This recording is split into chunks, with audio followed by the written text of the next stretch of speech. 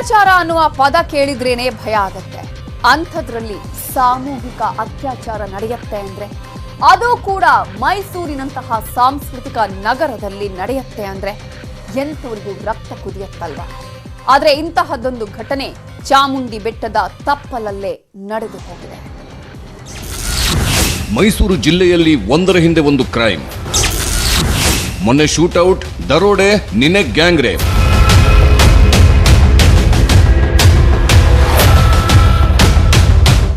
ಮೈಸೂರು ಜಿಲ್ಲೆ ಸಾಂಸ್ಕೃತಿಕ ನಗರಿಗೆ ಹೆಸರಾಗಿರೋ ಜಿಲ್ಲೆ. ಅದ್ಯಾಕೋ ಗೊತ್ತಿಲ್ಲ, ಮೈಸೂರು ಈಗ ಕ್ರೈಮ್ಗಳಿಗೆ ಹೆಚ್ಚು ಸುದ್ದಿ ಆಗ್ತಿದೆ. ಮೊನ್ನೆಯಷ್ಟೇ ಜ್ಯುವೆಲರಿ ಅಂಗಡಿ ದರೋಡೆ ಮಾಡಿದ್ದಲ್ಲದೆ ಒಬ್ಬನನ್ನ ಗುಂಡಿಟ್ಟು ಕೊಂದು ದರೋಡೆಕೋರರು ಪರಾರಿಯಾಗಿದ್ರು. ಇನ್ನೂ ಆರೋಪಿಗಳನ್ನ ಪತ್ತೆ ಹಚ್ಚೋಕಾಗಿಲ್ಲ. ಈಗ ಮೈಸೂರಲ್ಲಿ ಸಾಮೂಹಿಕ ಅತ್ಯಾಚಾರ ನಡೆದು ಹೋಗಿದೆ. ಕಾಲೇಜು ವಿದ್ಯಾರ್ಥಿನಿ ಮೇಲೆ ಎರಗಿದ ಕಾಮುಕರು. ಸಾಮೂಹಿಕ ಅತ್ಯಾಚಾರ ಸುದ್ದಿಗೆ ಬೆಚ್ಚಿಬಿದ್ದ ಮೈಸೂರು. ಮೈಸೂರಿನ ಖಾಸಗಿ ಕಾಲೇಜಿನ ವಿದ್ಯಾರ್ಥಿನಿ ಮೇಲೆ 5 ರಿಂದ 6 ಜನ ಕಾಮುಕರು ಸಾಮೂಹಿಕ ಅತ್ಯಾಚಾರ ನಡೆಸಿದ್ದಾರೆ. ಅದು ಚಾಮುಂಡಿ ಬೆಟ್ಟದ ತಪ್ಪಲಿನಲ್ಲೇ ಇಂಥದ್ದೊಂದು ಕೃತ್ಯ ನಡೆದು ಹೋಗಿದೆ. ರಕ್ತದ ಮಡುವಲ್ಲಿ ಯುವತಿ ಆಸ್ಪತ್ರೆಗೆ ಬಂದಾಗ ಇಡೀ ಪ್ರಕರಣ ಬೆಳಕಿಗೆ ಬಂದಿದೆ. ಒಂದು FIR ದಾಖಲಾಗಿದೆ ಸೆಕ್ಷುವಲ್ ಅಸಾಲ್ಟ್ ಬಗ್ಗೆ. ಅವರ ಮೇಲೆ ಯಾವ ರೀತಿ ದೌರ್ಜನ್ಯ ಆಗಿದೆ ಅಂತಕ್ಕಂಥದ್ದು ಇದೆಲ್ಲನೂ ಅವರು ಹೇಳಿಕೆ ಕೊಟ್ಟ ನಂತರ ಗೊತ್ತಾಗ್ತದೆ. ಕೆಲವು ಅವರ ಜೊತೆಯಲ್ಲಿದ್ದಂಥವರು ನಮಗೆ ಕಂಪ್ಲೇಂಟ್ ಕೊಟ್ಟಿದ್ದಾರೆ. ಆ ಪ್ರಕಾರ ನಾವು FIR ದಾಖಲಿಸಿ ತನಿಖೆ ಮಾಡಿದ್ದೀವಿ. ಅದನ್ನು ಕಟ್ಟುನಿಟ್ಟಾಗಿ ನಾವು ಡಿಲಿಜೆಂಟಾಗಿ ಇನ್ವೆಸ್ಟಿಗೇಷನ್ ಮಾಡ್ತೀವಿ. ಸಂತ್ರಸ್ತ ಯುವತಿಯಿಂದ ಪೊಲೀಸರು ಎಲ್ಲ ಹೇಳಿಕೆಯನ್ನ ಪಡೆದಿದ್ದಾರೆ. ಆದರೆ 6 ಜನರಿಂದ ಅತ್ಯಾಚಾರಕ್ಕೆ ಒಳಗಾದ, ಹಲ್ಲೆಗೊಳಗಾದ ಯುವತಿ ಮಾನಸಿಕವಾಗಿ ಕುಗ್ಗಿ ಹೋಗಿದ್ದಾಳೆ. ಆದರೆ ಸಾಮೂಹಿಕ ಅತ್ಯಾಚಾರ ನಡೆದಾಗ ಆಕೆ ಜೊತೆಯಲ್ಲಿದ್ದ ಗೆಳೆಯನಿಂದ ಪೊಲೀಸರು ಎಲ್ಲ ಮಾಹಿತಿಯನ್ನ ಸಂಗ್ರಹಿಸಿದ್ದು ರಾಕ್ಷಸರ ಹೆಡೆಮುರಿ ಕಟ್ಟೋಕೆ ಟೀಮ್ ರಚಿಸಿದ್ದಾರೆ. ಬೆಚ್ಚಿ ಬೀಳಿಸಿದ ಸಂತ್ರಸ್ತ ಯುವತಿ ಗೆಳೆಯನ ಹೇಳಿಕೆ. ಹೌದು, ಸಾಮೂಹಿಕ ಅತ್ಯಾಚಾರಕ್ಕೆ ಒಳಗಾದ ಯುವತಿ ಜೊತೆಗಿದ್ದ ಗೆಳೆಯ ಪೊಲೀಸರಿಗೆ ಘಟನೆಯ ಇಂಚಿಂಚು ಮಾಹಿತಿ ನೀಡಿದ್ದಾನೆ ಅಂತ ಗೊತ್ತಾಗಿದೆ. ನಿನ್ನೆ ರಾತ್ರಿ 7:30 ಸಮಯ ಆಗಿತ್ತು.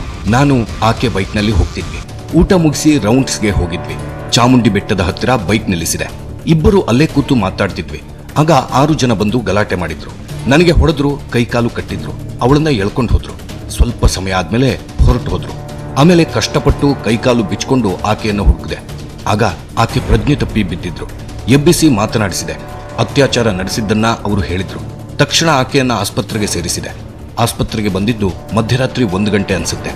ಆಸ್ಪತ್ರೆಯವರಿಗೆ ಎಲ್ಲ ವಿವರಿಸಿದೆ. ತಕ್ಷಣ ಅವರು ಅಡ್ಮಿಟ್ ಮಾಡಿಕೊಂಡು ಚಿಕಿತ್ಸೆ ಕೊಟ್ಟಿದ್ದಾರೆ. ನೋಡೋಕೆ ಅವರೆಲ್ಲ ಒರಟಾಗಿ ಕಾಣ್ತಿದ್ರು ಅಂತ ಸಂತ್ರಸ್ತ ಯುವತಿ ಜೊತೆಗಿದ್ದ ಯುವಕ ಪ್ರಾಥಮಿಕ ಮಾಹಿತಿಯನ್ನ ಪೊಲೀಸರಿಗೆ ನೀಡಿದ್ದ ಅಂತ ಗೊತ್ತಾಗಿದೆ. ಸಾಮೂಹಿಕ ಅತ್ಯಾಚಾರ ವಿಷಯ ಗೊತ್ತಾಗ್ತಿದ್ದಂತೆ ಪೊಲೀಸರ ತಂಡ ರಚನೆಯಾಗಿದೆ. ಆಸ್ಪತ್ರೆಯಲ್ಲಿ ಒಂದು ಟೀಮ್ ಭದ್ರತೆ ನೀಡಿದೆ.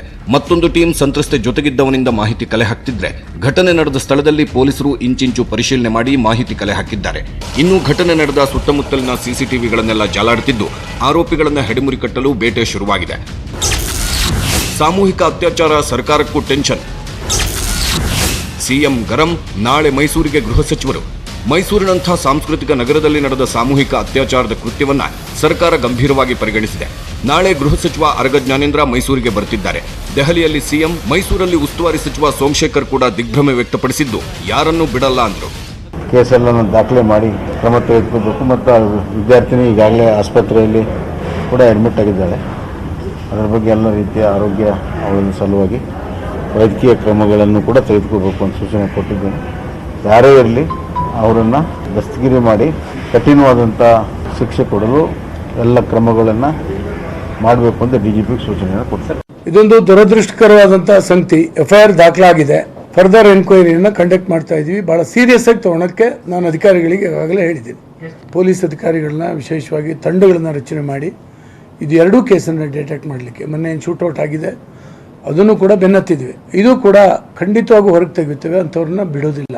ಯಾವ ಕಾರಣಕ್ಕೂ ಮೈಸೂರಿನಲ್ಲಿ ಇಂಥ ಘಟನೆಗಳು ಆಗದೇ ಇರತಕ್ಕಂಥ ರೀತಿಯಲ್ಲಿ ನೋಡಬೇಕು ಅಂತಕ್ಕಂಥದ್ದನ್ನು ಜನಪ್ರತಿನಿಧಿಗಳು, ಪೊಲೀಸ್ ಕಮಿಷನರ್ಗೆ ಮತ್ತು ಸಂಬಂಧಪಟ್ಟಂಥ ಆಫೀಸರ್ಸ್ಗೆ ಹೇಳಿದೆ. ಆರಾಮಾಗಿದ್ದಾರೆ, ಏನು ಹಾಸ್ಪಿಟ್ಲಲ್ಲಿದ್ದಾರೆ, ಏನು ತೊಂದರೆ ಇಲ್ಲ ಅಂತಕ್ಕಂಥದ್ದು ಮಾಹಿತಿ ಇದೆ.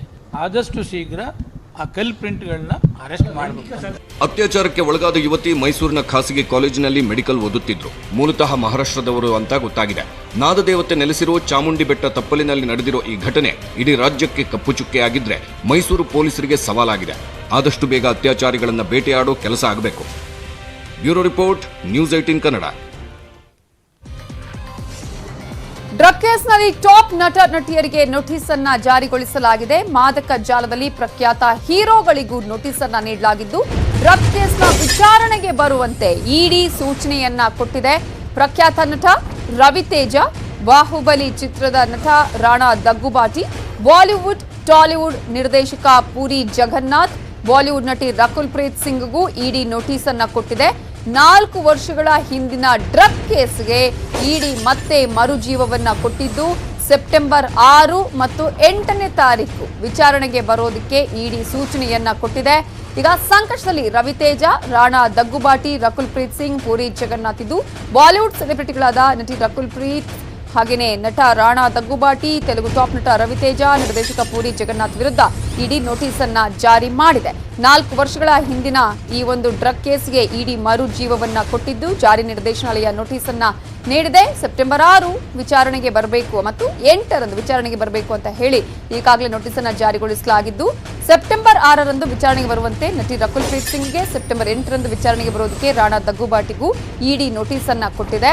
ರವಿತೇಜ, ನಿರ್ದೇಶಕ ಪೂರಿ ಜಗನ್ನಾಥ್ಗೂ ನೋಟಿಸ್ ಅನ್ನ ನೀಡಲಾಗಿದೆ. ಕರ್ನಾಟಕದಲ್ಲಿ ಡ್ರಗ್ ಕೇಸ್ ಬೆಳಕಿಗೆ ಬಂದಿದ್ದು, ಆಮೇಲೆ ನಟ ಸುಶಾಂತ್ ಸಿಂಗ್ ರಜಪೂತ್ ಸಾವಲ್ಲೂ ಕೂಡ ಡ್ರಗ್ ಪ್ರಕರಣ ಸಾಕಷ್ಟು ಸದ್ದನ್ನ ಮಾಡಿತ್ತು.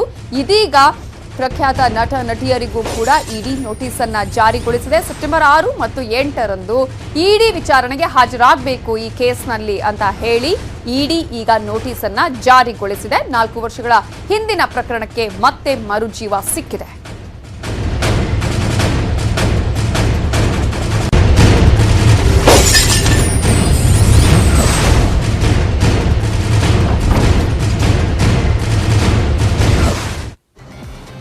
ರಾಜ್ಯ ಬಿಜೆಪಿಯಲ್ಲಿ ದಿನಕ್ಕೊಂದು ಬೆಳವಣಿಗೆಯಾಗ್ತಿದೆ. ಮಾಜಿ ಸಿಎಂ ಬಿಎಸ್ವೈ ರಾಜ್ಯ ಪ್ರವಾಸಕ್ಕೆ ಸಜ್ಜಾಗ್ತಾ ಇರೋದೇ ಸಿಎಂ ಬೊಮ್ಮಾಯಿ ರಾಜ್ಯಾಧ್ಯಕ್ಷ ಕಟೀಲ್ಗೆ ಹೊಸ ಟೆನ್ಷನ್ಗೆ ಕಾರಣ ಆಗಿದೆಯಂತೆ. ಇನ್ನು ಬೊಮ್ಮಾಯಿ ಸಂಪುಟದಲ್ಲೂ ಖಾತೆ ಖ್ಯಾತೆ ಅಸಮಾಧಾನ ಇನ್ನೂ ಶಮನವಾಗಿಲ್ಲ. ಹೀಗಾಗಿ ಸಿಎಂ ದಿಲ್ಲಿಗೆ ತೆರಳಿದ್ದು ಹೈಕಮಾಂಡ್ ನಾಯಕರಿಗೆ ಕಂಪ್ಲೇಂಟ್ ಕೊಡಲಿದ್ದಾರೆ. ಈ ಕುರಿತ ರಿಪೋರ್ಟ್ ಇಲ್ಲಿದೆ.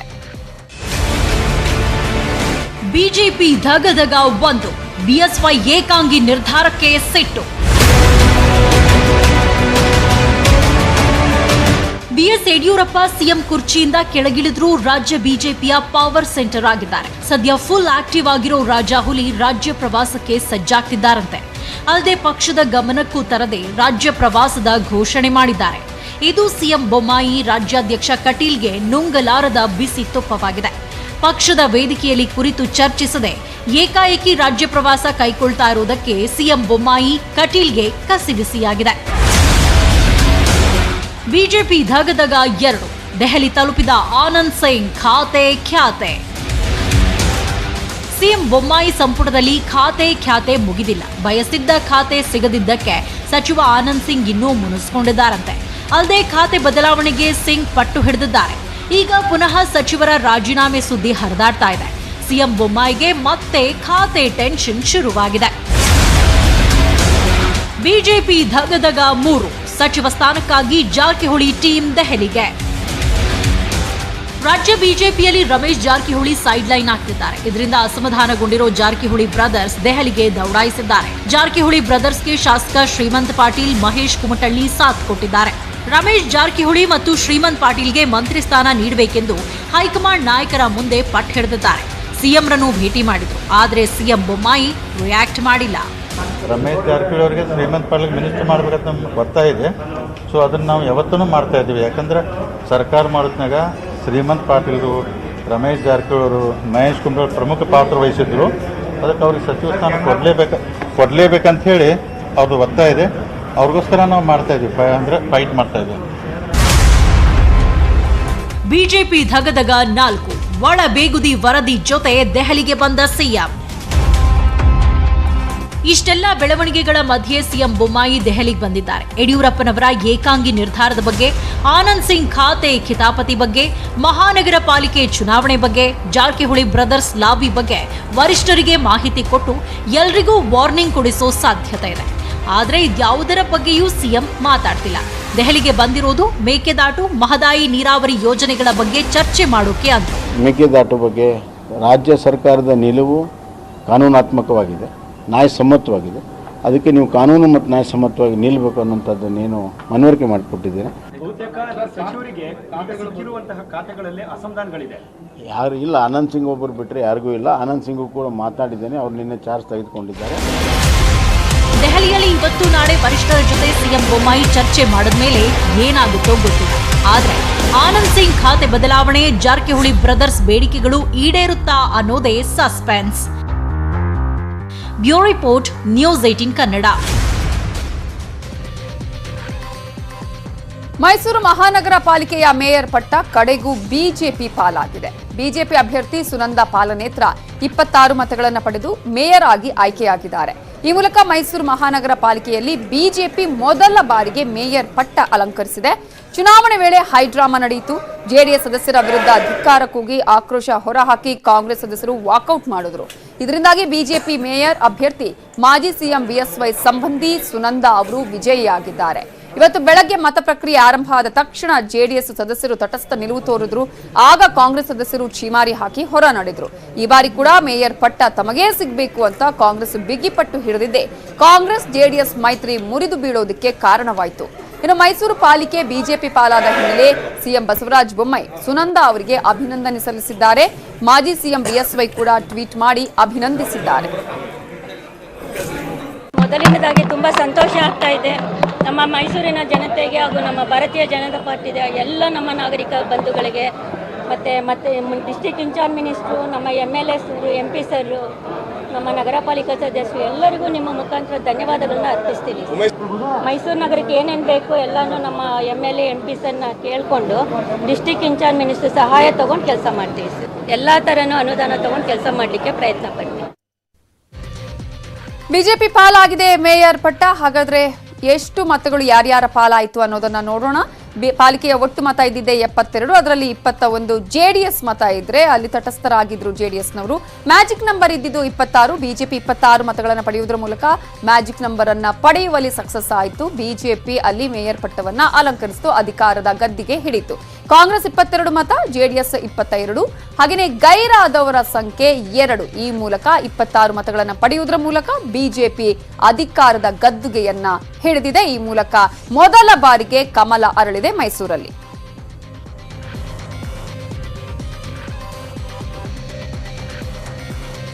ಅಗ್ರ ರಾಷ್ಟ್ರೀಯ ವಾರ್ತೆ ಮುಂದುವರಿಯುತ್ತೆ ಬ್ರೇಕ್ ಆದ್ಮೇಲೆ.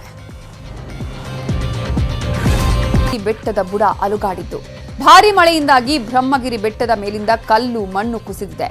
ಇನ್ನೂ 2 ವಾರ ನಂದಿ ಬೆಟ್ಟಕ್ಕೆ ನೋ ಎಂಟ್ರಿ.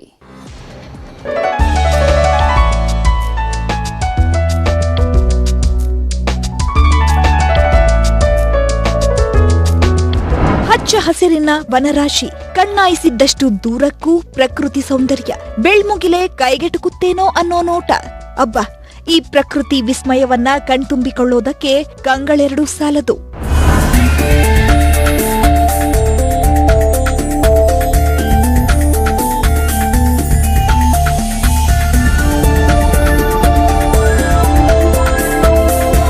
ಇಂಥ ನಂದಿ ಬೆಟ್ಟದ ಬುಡವೇ ಈಗ ಅಳ್ಳಾಡುತ್ತಿದೆ.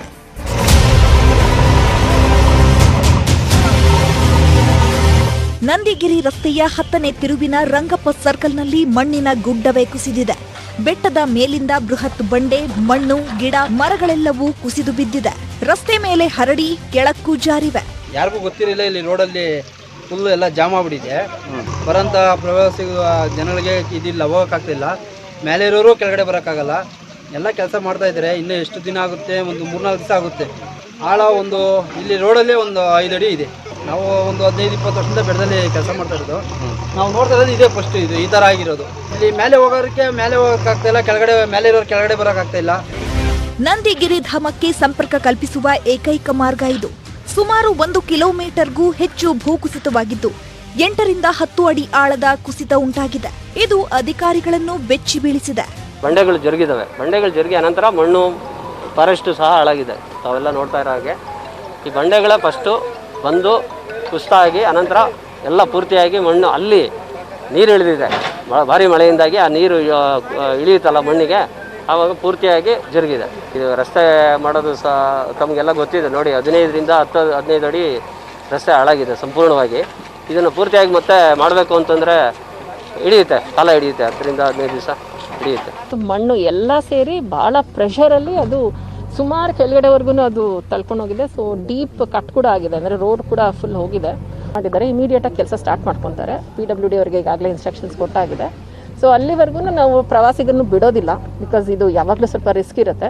ಈಗ ಯಾರು ಬಂದಿದ್ದಾರೆ ಅವ್ರನ್ನ ವಾಪಸ್ ಕಳಿಸೋದಕ್ಕೆ ಏನು ವ್ಯವಸ್ಥೆ ಮಾಡಬೇಕು ಅದಕ್ಕೆ ನಾವು ಟೆಂಪ್ರರಿ ಆಗಿ ನಿಲ್ಲಲಾಗುತ್ತೆ. ಭೂಕುಸಿತದಿಂದಾಗಿ ಇನ್ನೂ 15 ದಿನ ನಂದಿ ಹಿಲ್ಸ್ ಬಂದಾಗಲಿದೆ. ಈಗಾಗಲೇ ಬುಕ್ಕಿಂಗ್ ಮಾಡಿಕೊಂಡಿದ್ದವರು ಬಂದಿದ್ದರು. ಬೆಟ್ಟದ ಬುಡದಲ್ಲೇ ಎಲ್ಲರನ್ನೂ ಪೊಲೀಸರು ವಾಪಸ್ ಕಳಿಸಿದ್ದಾರೆ. Manukumar HK, news 18 Kannada, Chikkaballapur. ದೇವರನಾಡು ಕೇರಳದಲ್ಲಿ ಕೊರೋನಾ 3ನೇ ಅಲೆ ಅಪ್ಪಳಿಸಿದೆ. ಯಾಕಂದ್ರೆ ಇವತ್ತು ಒಂದೇ ದಿನ ಕೇರಳದಲ್ಲಿ ಬರೋಬ್ಬರಿ 31,445 ಹೊಸ ಕೊರೋನಾ ಕೇಸ್ ದಾಖಲಾಗಿವೆ. ದೇಶದಲ್ಲಿ ಇವತ್ತು 37,593 ಕೊರೋನಾ ಕೇಸ್ ದಾಖಲಾಗಿದೆ. ಇದರಲ್ಲಿ 84% ಕೇರಳದಲ್ಲೇ ಕೊರೋನಾ ಕೇಸ್ ಪತ್ತೆಯಾಗಿವೆ. ಇನ್ನು ಓಣಂ ಹಬ್ಬದ ಬಳಿಕ ಸೋಂಕಿನ ಪ್ರಮಾಣ ಮತ್ತಷ್ಟು ಸ್ಫೋಟ ಆಗಿದ್ದು, ಕಳೆದ 24 ಗಂಟೆಯಲ್ಲಿ 31,445 ಕೇಸ್ಗಳು ದೃಢಪಟ್ಟಿದೆ. 215 ಮಂದಿ ಸಾವನ್ನಪ್ಪಿದ್ದಾರೆ. ಕೇರಳದಲ್ಲಿ ಪಾಸಿಟಿವಿಟಿ ದರ 19.3 ಇದ್ದು, ಸಾವಿನ ಪ್ರಮಾಣವು ಅಧಿಕವಾಗುತ್ತಿದೆ. 20,271 ಮಂದಿ ಗುಣಮುಖರಾಗಿದ್ದಾರೆ. ಉಳಿದ ಅಪ್ಡೇಟ್ಸ್ ನೋಡೋಣ ಬ್ರೇಕ್ ಆದ್ಮೇಲೆ.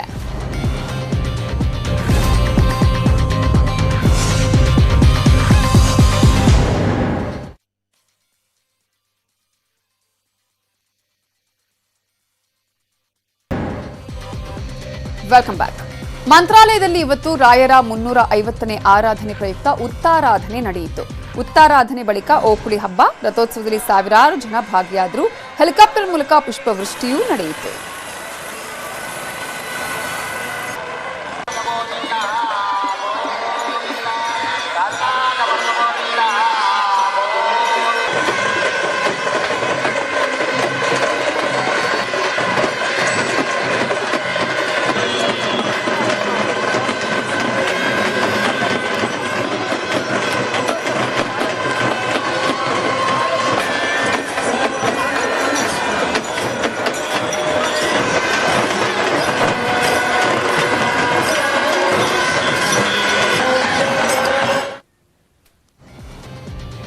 ಪ್ರಮುಖ ಸುದ್ದಿಗಳನ್ನು ಕ್ವಿಕ್ ಆಗಿ